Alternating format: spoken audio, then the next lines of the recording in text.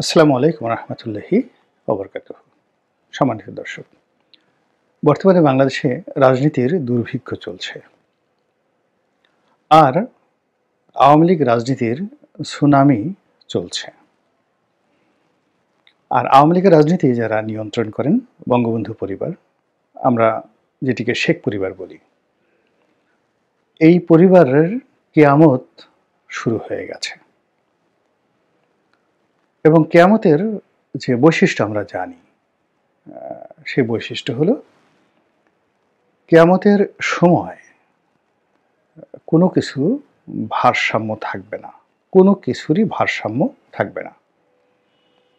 অর্থাৎ হযরত ইসরাফিল আলাইহিস সালাম যখন সিংগায় ফুঁক দিবেন, ওই প্রচণ্ড বজ্র নিনাদে, শব্দে এই পৃথিবীর যে সকল ম্যাগনেটিক পাওয়ার রয়েছে, চৌম্বক শক্তি রয়েছে, সেটি মাধ্যাকর্ষণ শক্তি বলেন, মহাকর্ষণ শক্তি বলেন, এই শক্তিগুলো জিরো হয়ে যাবে। তো সূর্যের সঙ্গে আমাদের যে সম্পর্ক, সৌরজগতের সাথে সম্পর্ক, এটি বিচ্ছিন্ন হয়ে যাবে। ফলে পৃথিবী তার ওজন হারিয়ে ফেলবে, পৃথিবীর কোনো ওজন থাকবে না, তুলার মতো উল্টে থাকবে। আর মহাকর্ষণ সেই শক্তিটি যখন আমাদের চলে যাবে, আমাদের পৃথিবীর ভিতরে যে একটা মাধ্যাকর্ষণ শক্তি রয়েছে, ম্যাগনেটিক পাওয়ার রয়েছে, এই মাধ্যাকর্ষণ শক্তির কারণে আমরা মাটির সঙ্গে লেগে থাকি, কিংবা লাফ দিলে উপরের দিকে উঠে না উঠে নিচের দিকে নামে। আমাদের পাহাড়গুলো ভূমির সঙ্গে লেগে আছে। তারপর আমাদের সমুদ্রের যে জল, এগুলো মহাশূন্যে উড়ে যাচ্ছে না। এটা পৃথিবীর যে মাধ্যাকর্ষণ শক্তির কারণে এটি ভূমির সঙ্গে, সমুদ্র তলের সঙ্গে বা নদী তলের সঙ্গে, বা যেখানে পুকুর, খাল, বিল, নাল, এই ভূমির সঙ্গে পানির যে একটা আকর্ষণ, এই আকর্ষণের বলে এটি ভূমির সঙ্গে লেগে থাকছে, এটি বাষ্প হয়ে উড়ে যাচ্ছে, কিন্তু এমনি পানি আকারে উড়ে যাচ্ছে না। এই যে মাধ্যাকর্ষণ শক্তি, এটি নষ্ট হয়ে যাবে। ফলে হিমালয় পাহাড় একখণ্ড তুলার মতো উড়তে থাকবে।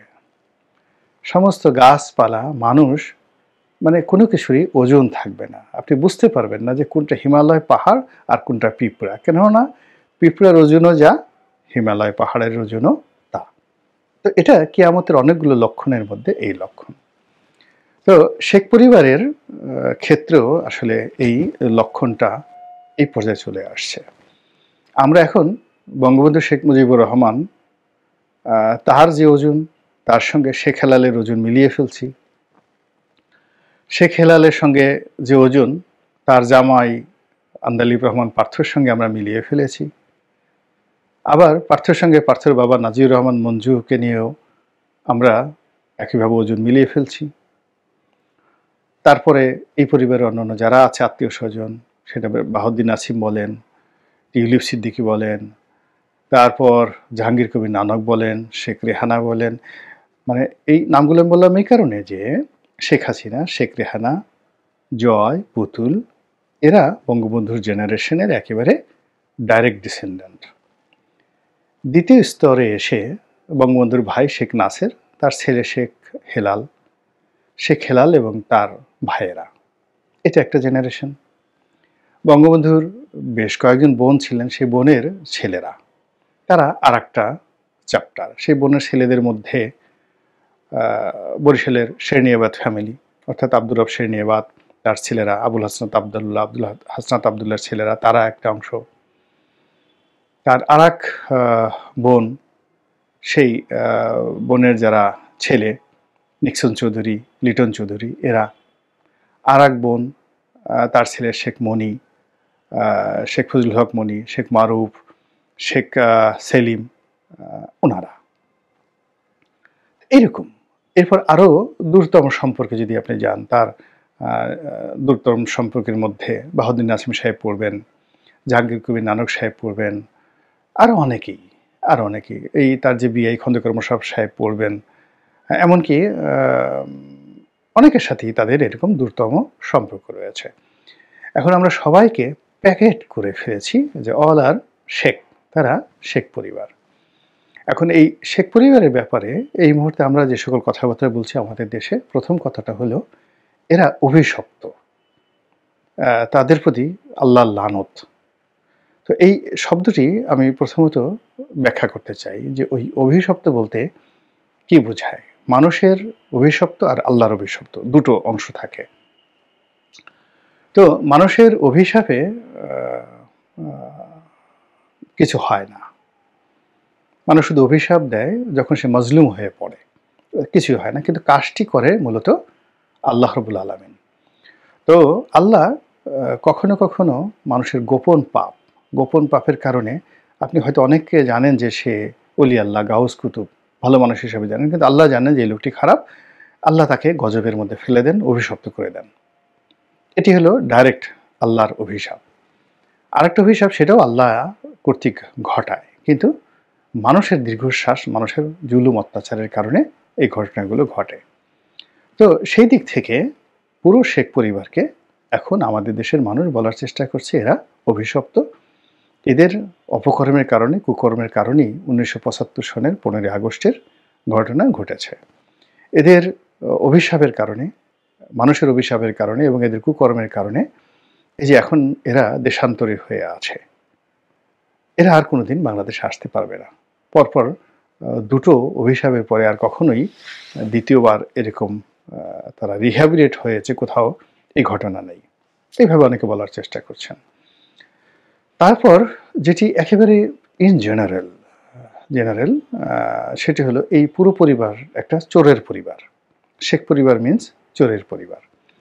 এবং বিএনপির যিনি এই মুহূর্তে অন্যতম প্রধান ব্যক্তি জনাব রুহুল কবির রিজভী, যাকে ডিফ্যাক্টো বিএনপি সাধারণ সম্পাদক বলা হয়, এবং যিনি এই বাংলায় মূলত জনাব তারেক রহমানের প্রতিচ্ছবি।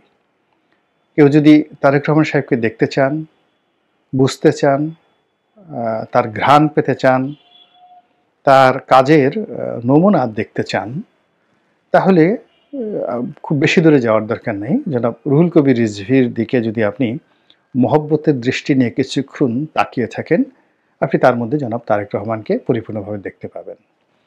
তার ঘ্রাণ যদি আপনি পেতে চান, তারেক রহমান সাহেব লন্ডনে আছেন, কিন্তু আপনার মন কাঁদে নেতার জন্য, আপনি রুহুল কবির রিজভী সাহেবের কাছে যান, তার সঙ্গে আলিঙ্গন করেন, হ্যান্ডশেক করেন, তার সামনে কিছুক্ষণ বসে থাকেন, ওখান থেকে আপনি তারেক রহমান সাহেবের ঘ্রাণ পাবেন। এর কারণ হলো তাদের মধ্যে যে বন্ধুত্ব, যে সম্পর্ক, এটি ট্রাস্টওয়ার্দি।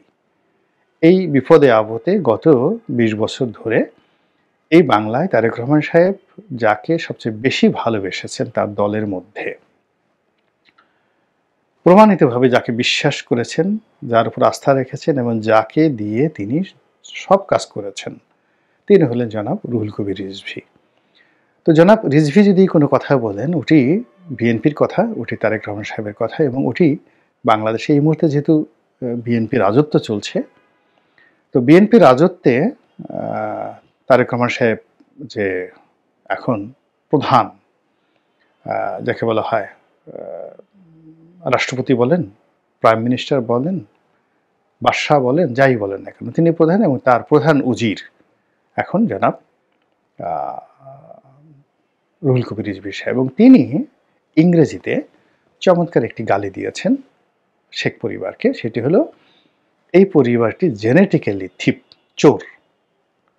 এর রক্ত যেখানে যেখানে গেছে ওখানেই তারা চুরি করেছে, চোর হয়েছে, এবং তাদের পরিচয় চোর।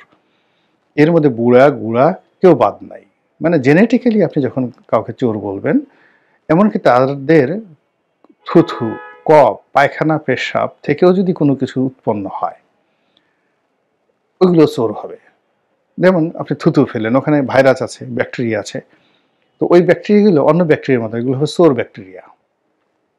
সে পেশাব করে দিল একটা চোর, মানে এই ধরনের জেনেটিক্যালি যারা চোর, ওই পেশাব থেকে যে জীবাণু তৈরি হবে, ওই জীবাণু হলো চোর জীবাণু। তো জেনেটিক্যালি থিপ মিন্স তার বর্জ্য, পায়খানা, পেশাব, থুথু, কফ, নাকের ময়লা, চোখের ময়লা, কানের ময়লা, সব কিছুই চোর। মাথার খুশকি, মাথার উকুন, সব কিছুই চোর। সো উনি লেখাপড়া জানা মানুষ, শিক্ষিত মানুষ, তো জেনেটিক্যালি তিনি শেখ পরিবারকে জেনেটিক্যালি চোর বলেছেন। তারপর দ্বিতীয় ফেজে তিনি বলেছেন যে শুধু এই যে চোর, এই চোরের কারণে শেখ রেহানা তাকে বিয়ে দেওয়া হয়েছে যেখানে তার দেবর চোর, তার ঘরে যে সকল ছেলে সন্তান জন্ম নিয়েছে তারা চোর, তার দেবর চোর, দেবরের স্ত্রী চোর, স্ত্রীর সন্তানেরা চোর, তারপরে আবার শেখ রেহানার ছেলে মেয়ে যারা বিয়ে থা করেছে বা শেখ হাসিনার ছেলে মেয়ে যারা বিয়ে থা করেছেন তারা সবাই চোর। এই যে বক্তব্য, এখন এই বক্তব্যটার সঙ্গে শেখ পরিবার চোর, এটি কতটা মিল রয়েছে, অন্তর্মিল রয়েছে, এটি নিয়ে আমি খুব সংক্ষেপে পক্ষেও বলবো না, বিপক্ষেও বলবো না। আমি যেটা বলতে চাই যে আমাদের দেশে আপনি যদি কোনো বৃক্ষকে বটবৃক্ষ মনে করেন, তাহলে বটবৃক্ষকে যদি আপনি বাবলা গাছ বলেন, এটা আপনার জন্য জুলুম, নিজের প্রতি জুলুম। আপনি একটা বট গাছকে বাবলা গাছ বলছেন। কিংবা ধরুন আপনি একটি সেগুন গাছ, সেগুন গাছকে আপনি বলছেন এটা একটা যাকে বলা হয় মান্দার কাঠ বা মান্দার বৃক্ষ। তারপরে আপনি সুন্দরবনের সুন্দরী গাছ, তাকে আপনি বলছেন যে এটা সুন্দরী বৃক্ষ নয়, এটা হলো কদম, খুব নরম প্রকৃতির কদম বৃক্ষ।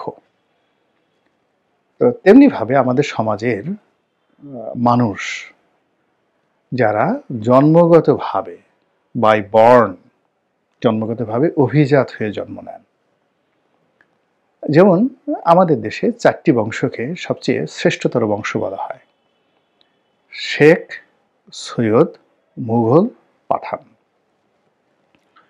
তো শেখ এবং সৈয়দ এই দুটো বংশ সাধারণত আরবীয় রক্ত ধারণ করে, আরব দেশ থেকে তারা এসেছে, এবং সামহাও এদের রক্ত প্যান অ্যারাবিক যে আভিজাত্য, সেই আভিজাত্য কারো কারো রক্ত ধারা গিয়ে হুজুর পাক সাল্লাল্লাহু আলাইহি সাল্লামের বংশের সঙ্গে মিশে গেছে, এবং কারো কারো রক্তের ধারা হজরত ইব্রাহিম আলাইহিস সালামের সঙ্গে মিশে গেছে। অর্থাৎ আমাদের এই পাক ভারতের শেখ এবং সৈয়দ এই দুটো যে বংশ, এই দুটো বংশের সঙ্গে ধর্ম জড়িত, ধর্মীয় ভাবাবেগ জড়িত, এবং এই দুটো রক্তের মধ্যে ইসলামী তাহজিব তমুদ্দুন জড়িত।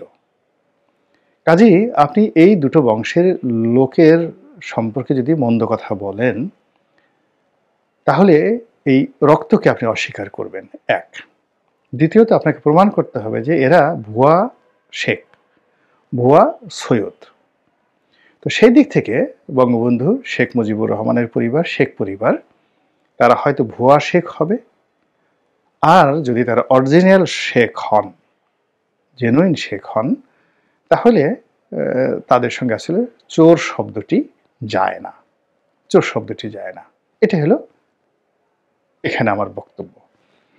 দ্বিতীয় বক্তব্য হলো যে মুঘল এবং পাঠান, মুঘল এবং পাঠান, পাঠান একটা জাতিগোষ্ঠী আর মুঘলও একটা জাতিগোষ্ঠী। তো চেঙ্গিস খানের বংশ থেকে মুঘল বংশটি এসেছে, এবং এদের যে শ্রেষ্ঠত্ব এটি এসেছে যুদ্ধ দিয়ে, রাষ্ট্র পরিচালনা করার কারণে, এবং জাতিগতভাবে তারা সাহসী হওয়ার কারণে। বাংলাদেশে মুঘল নেই, পাকিস্তানে পাঠান আছে, কিন্তু বাংলাদেশে কোনো পাঠান বংশোদ্ভূত লোক নেই, কিন্তু আমাদের দেশে সৈয়দও আছে, শেখও আছে। এখন বক্তব্য হলো যে শেখ পরিবারের বিরুদ্ধে যে অভিযোগগুলো এসেছে, মানে যাদের যাদের বিরুদ্ধে অভিযোগ এসেছে, আমি মনে করি এটি ইন্ডিভিজুয়ালি ট্রিট করাটা বেটার, যে এটা তার একটা ব্যক্তিগত